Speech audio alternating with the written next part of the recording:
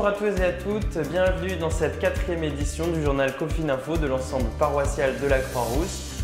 Au sommaire de cette édition, une rencontre avec Marie et Rodrigue qui attendent de recevoir le sacrement du baptême.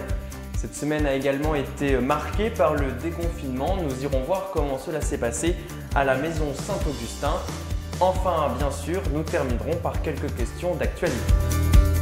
Il y a de nombreux mois, Marie et Rodrigue ont demandé le baptême. Ils avaient été appelés à le recevoir le 1er mars dernier, mais l'interdiction des célébrations liturgiques du dimanche de Carême et de Pâques les ont empêchés de vivre les dernières étapes et celles décisives des sacrements de l'initiation chrétienne, le baptême, la confirmation et l'Eucharistie. Nous les avons rencontrés ainsi que Richard Klein qui est en charge de l'initiation chrétienne des adultes. Bonjour à tous, aujourd'hui nous recevons Marie et Rodrigue qui ont demandé le baptême mais qui n'a malheureusement pas pu avoir lieu en raison des conditions sanitaires, qui aura lieu donc très prochainement dès que ce sera possible. Bonjour Rodrigue, bonjour Marie. Bonjour. Bonjour. Est-ce que tout d'abord en quelques mots vous pouvez vous présenter? Moi c'est Marie Guillaume-Farnetti et j'habite à la Croix-Rousse, je suis lyonnaise de naissance et je travaille comme guide touristique. Moi, c'est Attila Rodrigue, à l'état civil. Je suis originaire du Togo, mais né et grandi en Côte d'Ivoire. Est-ce que vous pouvez nous dire quelques mots sur votre parcours? Mon parcours, il était très long et difficile, mais avec la foi, j'ai réussi. Parce que j'ai cherché Dieu, il y a très longtemps que j'ai cherché Dieu. Depuis combien de temps?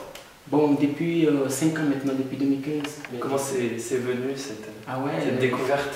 Cette découverte est venue par un proche, un ami, un frère à moi. Ouais, c'est lui qui m'a fait découvrir Jésus. De quelle façon vous l'avez découvert? Je l'ai découvert par la chorale en fait. D'accord. Oui, parce que j'aimais beaucoup les chants et les sacrés. Alors, un peu comme Rodrigue, ça a mis du temps à venir et c'est venu assez naturellement par la suite, mais il n'y a pas de raison vraiment. J'ai personne vraiment avec qui j'ai pu avoir des discussions, tout ça. J'ai une meilleure amie qui est musulmane. C'est vrai qu'on parle souvent de Dieu, ça fait une dizaine d'années qu'on se connaît et on parle souvent de Dieu.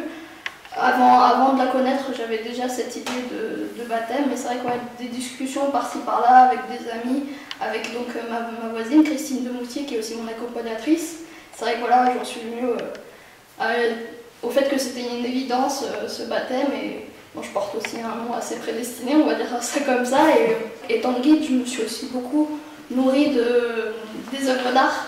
Et alors justement aujourd'hui, pourquoi demandez-vous le baptême? Il y a une raison profonde, bien évidemment, liée à ma foi, mais c'est aussi appartenir à cette grande famille de l'Église. Et oui, moi, rapprocher de personnes qui ont les mêmes convictions que moi, des valeurs aussi communes, je pense. Oui, j'ai demandé le baptême pour être véritable enfant de Dieu, rentrer dans la grande famille de Dieu.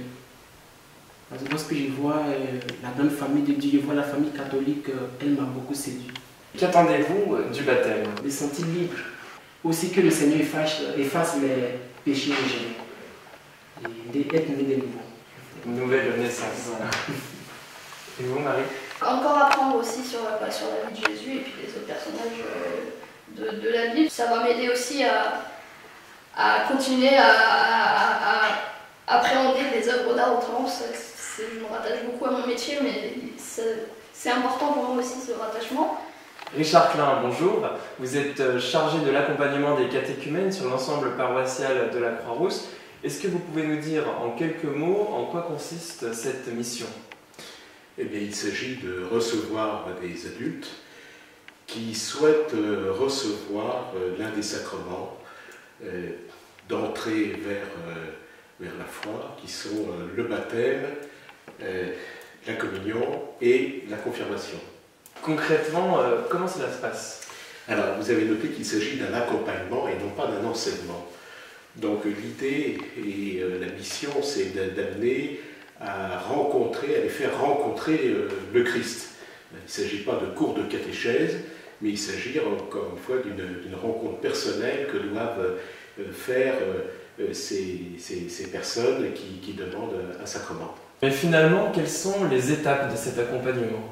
Alors les étapes se déroulent selon un calendrier qui peut être de 1 an à 18 mois, généralement 18 mois, qui sont un temps de maturation nécessaire. Donc dans un premier temps, il y a une étape importante qui est l'entrée en Église, qui marque le fait que l'Église reçoit réellement leurs demandes et les intègre déjà en partie dans la communauté. La deuxième étape importante, c'est l'appel décisif. Et l'appel décisif se fait à la cathédrale. Donc là sont réunis l'ensemble des catéchumènes du diocèse, avec un nombre important, puisqu'ils sont plusieurs centaines. Et le point très important, c'est qu'ils sont appelés par leur nom. Et les catéchumènes, ils sont très sensibles parce qu'ils ont vraiment là le sentiment d'être appelés personnellement par une communauté à progresser vers le Christ. Ensuite, il y a les étapes complémentaires qui sont les scrutins. Ce sont des étapes importantes qui prennent leur sens à la lecture des évangiles de Jean. Ensuite, bien évidemment, il y a la veillée de Pâques. Est-ce que vous auriez, pour terminer, un mot d'espérance pour l'avenir des catéchumènes? Un mot d'espérance, oui, bien sûr. Alors d'abord, une remarque, c'est que cette montée vers le baptême, pour eux, c'est un chemin très, très fort, sur lequel ils ont énormément d'émotions. Et cette émotion, elle trouve son point d'orgue au moment de la cérémonie pascale. Merci beaucoup et à bientôt. À très bientôt. Depuis lundi, la France vit sous le régime du déconfinement. C'est le cas également pour notre ensemble paroissial. Quelques acteurs ont repris leurs activités. Nous sommes allés voir comment cela s'est passé. S'il y a 2 mois, on m'avait dit qu'on resterait enfermé chez soi, j'aurais été incapable pour moi de le vivre de manière sereine, en me disant mon Dieu, mais ça va être anxiogène, qu'est-ce que je vais faire, bon bref. Et en fait, je pense que c'est vraiment une grâce du Seigneur où la notion du temps en fait n'est plus la même, où on prend on fait les choses d'une autre manière, ça a un autre sens et le temps s'écoule autrement. Nous nous sommes réunis ce matin donc avec l'ensemble des animateurs de la pastorale, de l'ensemble paroissial de la Croix-Rousse, pour faire le point par rapport à ce qui s'est passé au confinement, ce qu'on a pu proposer aux jeunes et aux enfants pour rester en lien avec eux, et puis pour aussi préparer un petit peu l'année prochaine. Et entre deux, voir comment on peut réamorcer le lien avec les jeunes. On espère vraiment de tout cœur les revoir au mois de juin. Moi, j'aime en fait une pastorale où je suis avec les jeunes, je les vois, je suis en relation en fait avec eux. Et là, ils étaient loin, donc du coup, c'était difficile de le porter. Et en même temps, c'était enrichissant parce que faut inventer d'autres manières de travailler, d'être en lien avec eux en se disant qu'en fait, ces jeunes, je ne les ai pas perdus. En fait. Ils sont avec moi, mais d'une autre manière. Ce qui a été intéressant, c'est qu'au niveau de la vie de foi, en fait, tout a été ramené à la cellule familiale. Et du coup, ils ont dû vivre des choses en famille pour ceux qui voulaient vivre certaines choses. Et il y a eu certains bons échos, en fait, dans les échanges que j'ai pu avoir personnellement avec l'un ou l'autre collégien ou parents, de belles choses qu'ils ont vécues en famille autour de la méditation d'un psaume, d'une proposition spirituelle ou d'une autre. Et moi, ça m'a fait réfléchir aussi sur quelle implication après avec les parents dans la vie concrète de l'aumônerie, en fait, pour qu'ils continuent cette dynamique de foi en famille. L'espérance pour le mois de juin, c'est retrouver ce dynamisme qu'avaient les jeunes du lycée. Voilà, pour leur participation à la messe. Voilà, je pense que même de pouvoir en fait, communier, parce que moi je pense que moi ça me manque, je pense que ça manque aussi aux jeunes de pouvoir communier voilà, à la table eucharistique. Donc voilà, c'est ce que je porte pour ce mois de juin, qu'on puisse enfin nous retrouver tous à la messe et pouvoir partager en fait, ce temps ensemble entre toutes les générations. Moi, mon espérance, c'est aussi un peu ça rejoint ce que disait Pépin, mais de redécouvrir le sens profond de l'Eucharistie. Je me rappelle d'une question une fois que le Père avait posée pendant une de ses vidéos Covid Spirit, qui était qu'est-ce qui nous manque finalement par rapport à la messe. C'est vrai qu'il y a la dimension communautaire, fraternelle, mais il y a aussi, en tout cas pour moi, cette soif de l'Eucharistie qui, j'espère, va prendre un sens nouveau. Parce qu'il y a eu un manque, ça a été vécu différemment, donc ça peut redonner un sens plus profond. Voilà. sur la relation à soi, à Dieu, aux autres, et comme disait Lucille, par rapport à la cellule familiale. Voilà, une espérance que notre regard change sur l'autre et que les liens de la paroisse soient encore plus profonds. Père Laurent, j'ai un problème. Avec le Covid-19, je me transforme en schtroumpf. Regardez mes mains. Et je suis obligé de porter un masque parce que le nez aussi est pris. Sur ce, on garde le moral. Merci beaucoup pour tous ces témoignages. Père Laurent Julien de Pomerol, quelles sont les perspectives en matière de déconfinement? Alors pour l'instant, les maisons restent fermées à l'accueil public parce que nous ne sommes pas en mesure d'accueillir même les petites réunions pour 10 personnes, compte tenu des exigences légitimes en matière sanitaire, gel hydroalcoolique pour tous et désinfection. Depuis 2 semaines, les temps d'adoration et de confession ont repris à Saint-Denis et à Saint-Augustin. Comment les choses vont-elles évoluer? Donc nous allons continuer, l'ouverture des églises demeure, puisque en fait nous ne les avons même jamais fermées, et nous allons tenter, à partir de cette semaine, d'ouvrir les messes de semaine au nombre limite de 10 personnes, qui nous est autorisé par la loi. Simplement, il faudra pour cela s'inscrire selon un lien qui est désormais disponible sur le site internet, de sorte que petit à petit, ceux pour qui la messe de semaine manque beaucoup pourront en bénéficier. Il n'est pas question pour l'instant d'ouvrir la messe du dimanche parce que ce serait trop de monde, et donc nous maintenons la retransmission en direct des messes du dimanche. Enfin, pour terminer ce journal, quelques questions d'actualité. Tout d'abord, mercredi dernier était prévue une émission en direct qui, comme vous avez pu le voir, n'a pas fonctionné. Mais nous vous invitons quand même à changer de télévision avec mercredi prochain, le 20 mai, la présentation du père Philippe Abadie, Marie, Mère de Dieu, Mère des Hommes, sous le regard de Léonard de Vinci. Et comme promis, vous pourrez lui poser vos questions par le chat de notre chaîne YouTube qui s'affiche sur votre écran.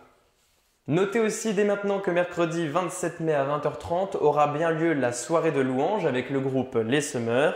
Mais comme il ne sera pas possible de nous retrouver à l'église, vous pourrez la suivre en direct, toujours depuis notre chaîne YouTube. Depuis presque 8 semaines maintenant, chaque samedi matin, la cour du 35 rue Jacquard connaît une agitation qui tranche avec le calme de la semaine. En effet, s'y tient un point de livraison de fruits et légumes pour plus de 150 foyers qui viennent retirer leurs commandes depuis que les marchés ont fermé.